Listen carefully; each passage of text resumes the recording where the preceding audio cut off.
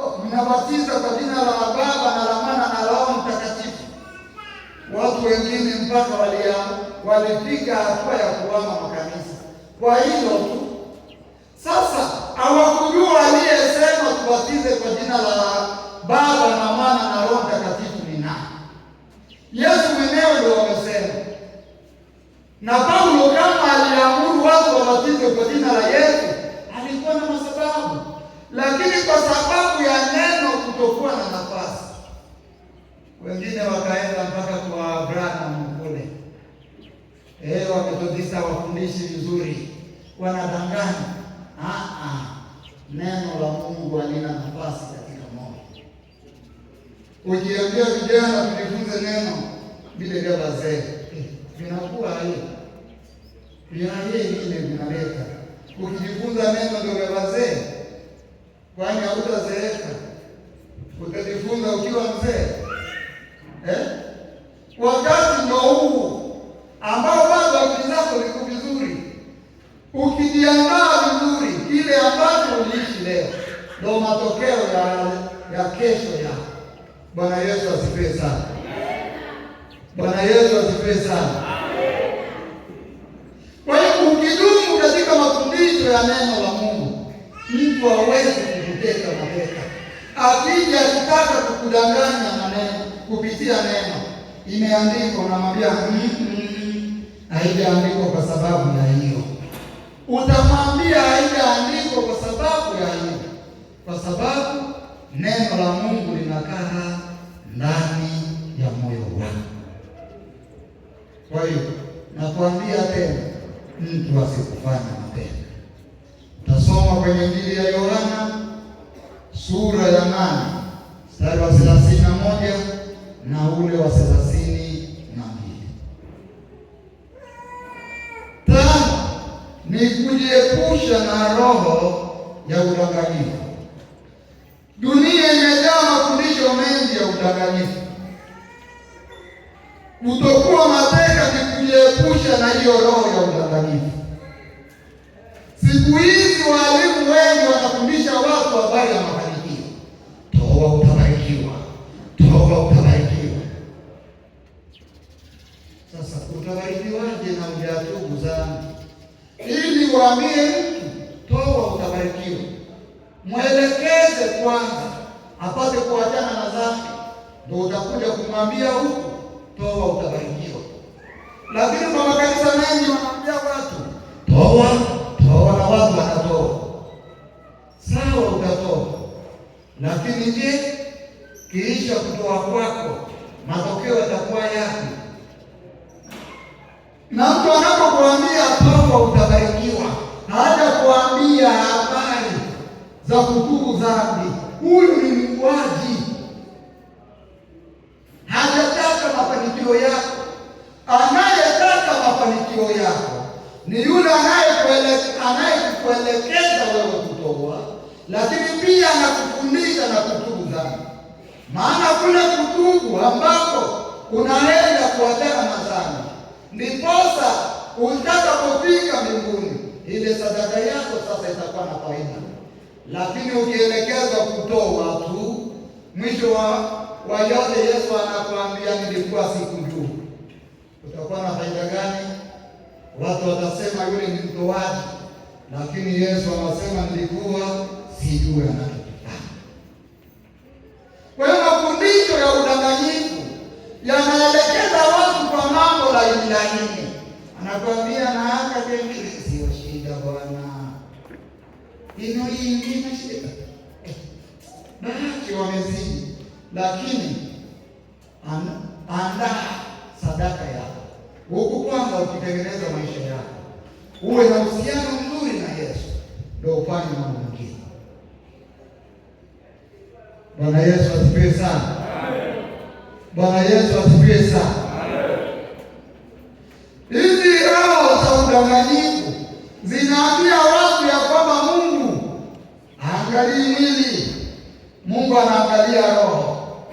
Na ukiangalia sasa, kwa sababu ya watu wameshika hili, anakuambia nitafanya kila ninachotaka Bwana. Mungu angalii mwili. Lakini neno la Mungu linasemaje? Mwili wako ni nini? Sasa kama mwili wako ni hekalu la Roho Mtakatifu, inakuwaje huyu Mungu asiangalie hiyo hekalu? Mafundisho ya uongo tunatakiwa tuepukane na yamejaa, na watu wanapenda hiyo, na ndio maana ukiangalia kwa kanisa la karne ya 21 Waarabu wamejaa wengi. Kwa nini? Mungu angalii mwili, anaangalia roho. Yakuta ukiangalia hapa kwenye makundi yetu Waarabu ndio wamejaa. Sasa ukimwambia sasa, wewe vipi? Mbona wewe umezaliwa huko kwenye ukoo wa watu wa Fizi, imekuwaje unakuwa Mwarabu? Anasema wewe achana na hiyo. Mungu angalii mwili, anaangalia roho. Bwana Yesu atusaidie sana. Mungu anajali yote, mwili na roho. Na wengine kwa sababu wameingia kwenye uchafu, hata maji hayawezi kupika na ni kwenye mwili wake. Inakuwa hii mwombaji akipita sehemu utawaza nikabebea kwa ukabebisha. Ndio hii ndani ya kanisa. Mungu anaangalia roho tu. Wiki nzima yuko kwenye maombi, jasho linamtoka, niko kiroho. Haiko hivi. Uombe na maji unapitisha mwilini na mafuta, lakini sio yale ya kufanya kwa maharabu na mafuta unapaka, lakini wengine hapana. Mungu angalii mwili. Huyu Roho Mtakatifu atakuja wakati unapita karibu yangu, naona kama libeberu kizezo limepita, nitakaa na amani kweli? Hapana. Mwili anaangalia pia. Ndio maana tunatakiwa kuwe na usafi wa mwili na usafi wa kiroho. Hebu sema amen.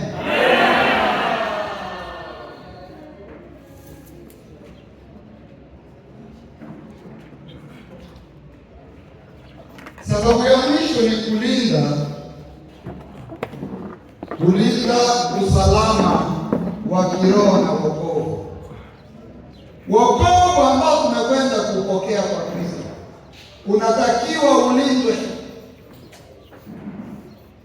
unatakiwa ulindwe, uhifadhiwe vizuri.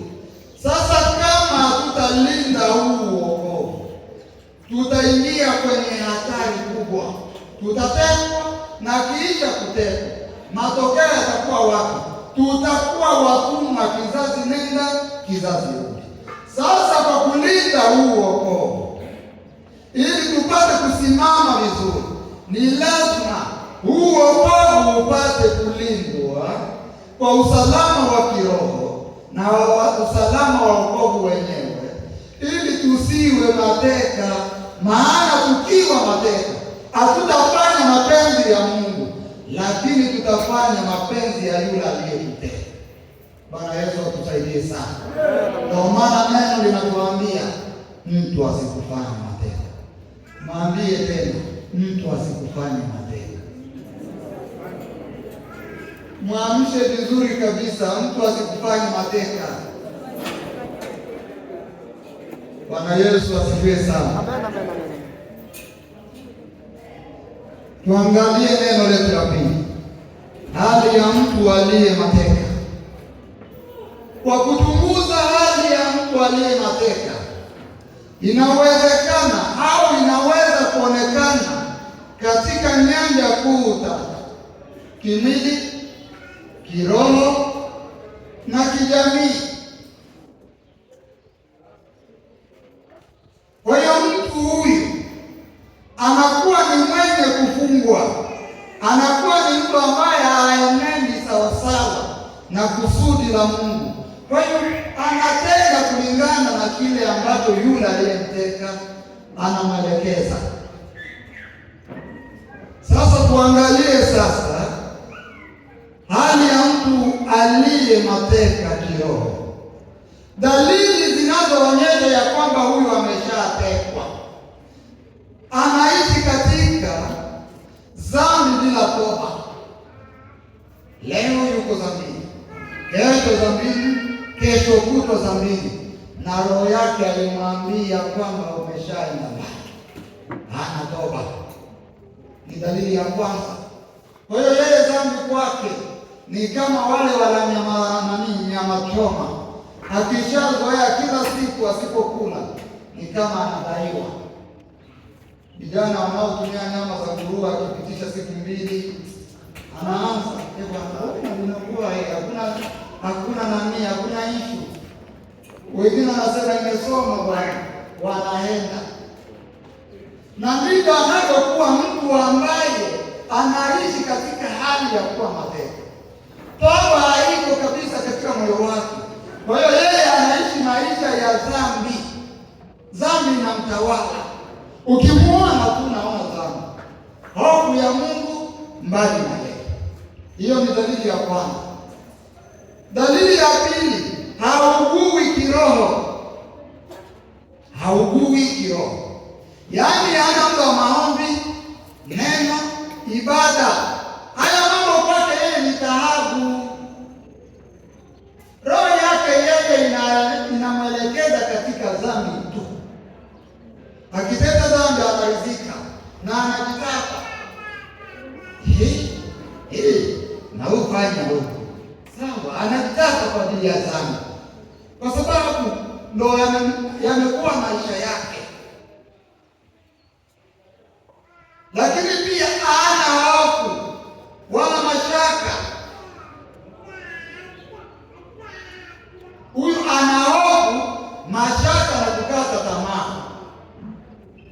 Na pamoja na hiyo, hata akifanya nini, roho yake haiwezi kumwambia wewe mbona hivi. Wale ambao bado Roho Mtakatifu anawahesabu, akitenda dhambi utakuta anakosa amani. Yaani hana amani kabisa.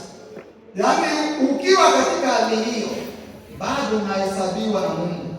Lakini ukiona dhambi ukiitenda huko alezi, imeshakuwa mbali, yaani umetenda. Umeshatekwa kama unadhalili kama na hizo. Amekuwa ni mfungo wa roho za ulevi, uasherati, uchawi na tuki. Kuna watu wengine wanatukiana bure. Wengine ni kuona tu ni kile. Kama mimi ukiniita kile, utakuwa umenitendea haki. Hapana. Niko misi. Sasa ukiniita kile, ninakuwa vingine.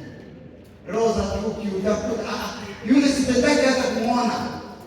Sasa ukimuuliza ni kipi alichokutendea, hakuna, ni tuki tu. Wengine ukienda kumonya chuki. Lakini ndio mweza kwa. Haya mambo haya siku moja yatakupeleka. Wende sasa na miguu mbinguni. Na sitaki hata siku nyingine unikaribie. Pia yeye tusaidiane katika safari. Kama unaenda makosa, nikusaidie. Na mimi nikienda makosa, unisaidie. Sasa tuki zimejaa. Fitina. Mwingine ukimnyima tu maji, mwingine amepewa yeye ndo asolo. Shida. Na kile na weusi na kipua inakuwa Yesu mwake.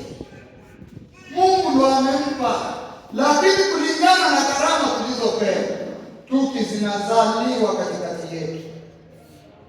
Ukisimama aso wao wewe nose eshile. Ukifanya kingine tawito wao ngeni palipo wewe nose. Mwambie jirani yako, subiri wakati wako. Bwana Yesu asifiwe sana. Amen. Hizi hali za watu kutokusubiri wakati wako ndio zinaleta tuki na vurugu. Lakini ukisubiri wakati wako, hakuna atakayekupinga. Mungu atakupeleka na kila mtu anasema amen. Bwana Yesu asifiwe sana. Na ikiwa bado kuna magondi katika makundi, ni kwa sababu ya watu wanataka kuinuliwa kabla ya wakati. Mimi niwe kiongozi au mimi niwe mwalimu mwingine. Wakati ukifika utakuwa kiongozi. Bwana Yesu asifiwe sana. Nilianza kuwa protokole mimi katika kwaya ya wokovu. Ndio nilianza. Nasoma darasa la 6 sekondari, lakini niko protokole. Muda ulipofika, aliyekuwa kiongozi ameenda Marekani, nikachaguliwa kuwa katibu wa ujana pale kwetu. Kisha kuwa katibu, aliyekuwa kiongozi akaenda Marekani. Maadhimisho akasema moja kwa moja wewe utakuwa kiongozi wa ujana. Sikupigiwa kura, nilipelekwa na Mungu. Na niwaambie kweli, ingelipigwa kura watu wa Betheli wako wasingelinichagua. Bwana Yesu asifiwe sana. Nawaambieni kweli, wasingelinichagua. Maana kwa wakati huo nilikuwa mkali mno. Wanajua nikisikia tu fununu kidogo, kauli ilikuwa moja. Sinakumbuka tulikuwa tunaambiana nini? Simseme. Ndio ilikuwa lugha yetu hiyo, yobeawa. Ukijua hiyo imetosha. Na walikuwa wakisema uchaguzi uje ili wanitoe. Nilikuwa nimesimama kwenye line ya Mungu. Sasa hawa makona na nikijua huko imeisha hiyo. Sikupigiwa kura. Mungu ndo aliniandaa. Ikawa hivyo. Sasa kwa wakati tuliona takuta vijana mkuso kubali. Hapana. Subiri muda wa Mungu. Ule muda ukifika, hata wakukatae, Mungu atakupeleka. Watafanya vikao, lakini Mungu anakuambia sana hii. Lakini ukija huko, mnichague mimi. Wiki moja tena wale uliowaida wanasema aidha hatumtaki. Wanakutoa, si ulipiga debe. Lakini ukiingizwa wewe, Mungu anataka uingie, utatumika vizuri. Na ukija huku kutumika kwa madebedebe, utakuwa huko mateka. Utatumika, mimi nitafanya hivi, huyu hivi. Usipoenda kama nakwambia kulipatana nini? Wanakuweka pembeni huko mateka. Lakini tunakwambia mtu asikufanye mateka. Amen. Amen. Kumbe hata kwenye madaraka huku watu wanatekwa. Anaweza kuona kweli, lakini hawezi kuongea hiyo kweli. Na anaweza kuona kweli, akapindisha kweli, akaongea uongo. Mtu asikufanye mateka. Amen. Haona nini mmetekwa, hamjajibu na nguvu. Amen. Mtu asikufanye mateka.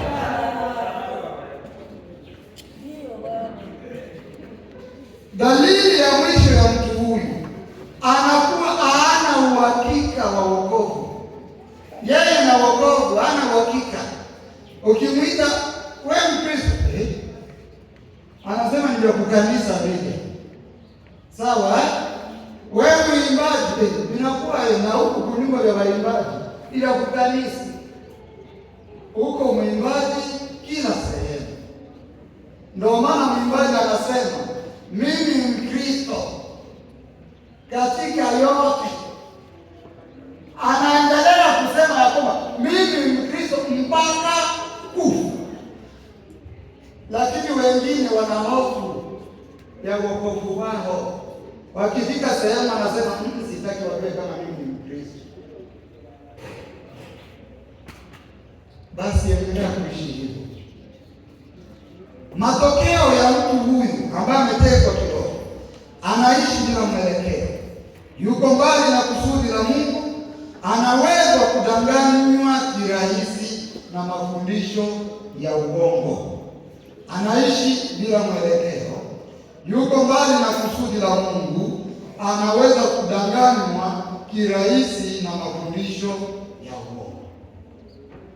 Hali mtu aliye mateka kimwili, mtu huyu dalili zake anakuwa ni mtumwa wa mwili, kama ni mtumiaji wa dawa za kulevya kila wakati, kama hatatulia na akisikia bado anakuwa anashindwa kujitawala. Pia hawezi kuutawala mwili wake, hawezi kutawala hisia zake. Hisia zikimpeleka tu ashile tangekake, hawezi kujitawala, ametekwa huyu. Lakini pia magonjwa ya mwili yanatokana na dhambi au maisha yasiyo na nidhamu. Matokeo ya mtu huyu, mwili unadhibiti maisha ya mtu badala ya roho. Kuliko roho idhibiti maisha yako, mwili ndio unadhibiti maisha yako. Kwa hiyo utakuwa unatimiza tamaa za mwili kila wakati ukiwa mateka kimwili. Lakini pia hupoteza afya, nguvu na heshima.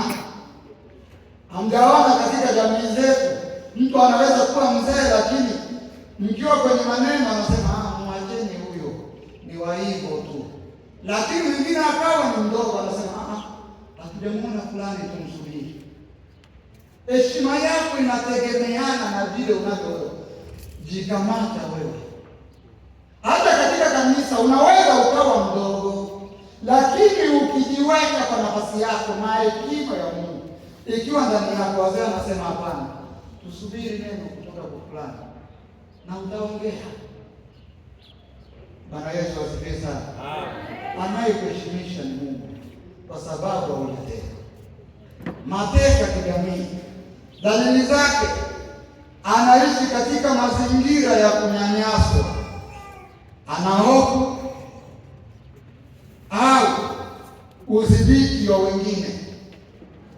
Kila jambo likitendeka kwako, ingelikuwa ni haki yako, kwa sababu haujakaa vizuri, unanyanyaswa, unatengwa na watu wengine na kudharauliwa na kubaguliwa. Wengine wanasema hatuwezi kukaa karibu na yule. Kwa nini? Haujielewi, umeshatekwa. Ukikaa karibu na wengine, harufu inayokuja kwako, kama ni pombe itakuwa hiyo, kama ni sigara, uko hivyo.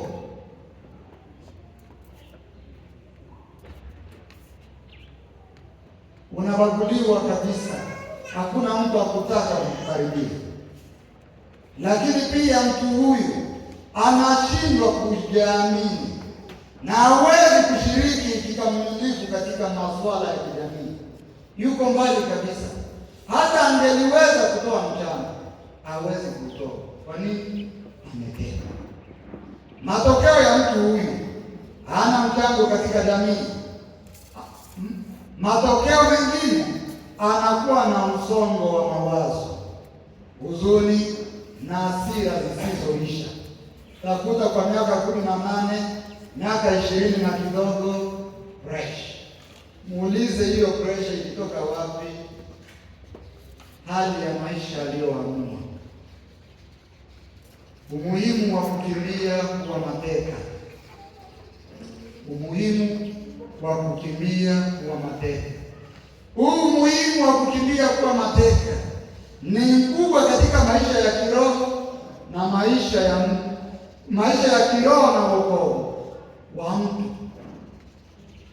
Kwa hiyo hapa kuna mambo ambayo nimekuletea au nimekuwekea ili kupitia haya ziweze kuwa sababu za wewe kulinda wokovu uliopokea kutoka Bwana. Kwanza, hapa chini ni sababu muhimu. Kwanza, kulinda uhuru aliouleta Kristo. Kristo alikufa ili tuwe huru, tukimbie kuwa watumwa wa dhambi na tuweze kulinda ile neema ya wokovu. Kama Kristo alikufa ili sisi tupate kuwa huru. Tunapaswa kukimbia kila aina yote ya dhambi ili neema ya Mungu ipate kukaa ndani yetu na hali zote za dhambi mbali nasi. Wagalatia 5:1. Pili ni kuepuka kufungwa na mafundisho ya uongo. Mafundisho ya kidini au ya kifalsafa yanayopingana na neno la Mungu yanaweza kumfunga mtu kiakili na kiroho. Ndio maana tunasema mtu asikufanye mateka. Kuna baadhi ya mafundisho ambayo yanafanya watu kuwa mateka. Takuta kijana anaambiwa, wewe hautaoa, wewe hautaolewa. Linatokana na nini? Ukitaka kuhudumu katika hii huduma, hizo ndio sharti. Hapana, aliko katika neno la Mungu, ni mafundisho ya kidini. Ili nisiowe mimi au nisiolewe, Mungu ndiye aseme, sio wewe, kwa sababu ya vijisheria vya kidini. Na mpaka sasa watu wamefungwa hivyo. Kuna sehemu zingine ukitaka kuwa mhudumu wa kanisa wanakuambia, ya kwanza usiowe, cha pili wengine wanaambiwa usiolewe. Si mnawajua? Ndio. Wako hivyo, sio neno la Mungu. Wako kinyume, ni taratibu za kidini tu. Mungu alimwambiaje Adamu? Enendeni mkafanye nini? Mkaujaze. Sasa wewe unaambia mtu ambaye sitowashi usiowe, haviku vya Mungu ni vyako vile. Na wengine wanakuja wanaanza kutabiri, mimi Mungu ameniambia, haiko vile. Kuepuka kufungwa na mafundisho ya uongo. Tasoma ile Wakolosai 2:8. Lakini pia sababu nyingine ni kukua kiroho. Mateka wa kiroho hawawezi kukua kwa sababu wamefungwa na hofu, uongo na dhambi. Sasa ili upate kukua kiroho, ni lazima uwe huru. Ili upate kukua kiroho, ni lazima ufanye nini? Uwe huru. Mfano ulio hai ni kuone uliiba jana kwa macho yangu. Ukija hapa kusimama kwenye sifa, macho yetu yakikutana, utakuwa na amani? Hauwezi kuwa na amani. Si utakumbuka kuangalia, baba, kumbe ameniona. Au ukiwa na dhambi ambayo mimi naijua, nilikuona unifanye hiki na hiki, nikikwambia fulani, unataka ninunulie nyama ya nguruwe hapa, nataka kilo moja. Alo, nataka unikope 10,000. Nini? Si ametekwa, hana uhuru. Kwa hiyo yeye anakuwa ni mtumwa. Na ndivyo walivyo watu wengi katika kanisa, wametekwa. Kama ni kwenye kundi la uimbaji, na uweza kilongozi, akikwambia hivyo utakuwa na nguvu tena. Uendelee, nitawaambia. Ndio wawaambie, ushitole tena. Naona hiyo inakuwa tumalugha kwa kupembeleza, lakini huku akiwa mtumwa. 10,000 ambayo angenunua nguo yake, wanakula nguruwe bila mpango. Ambia jirani yako, mtu asikufanye mateka.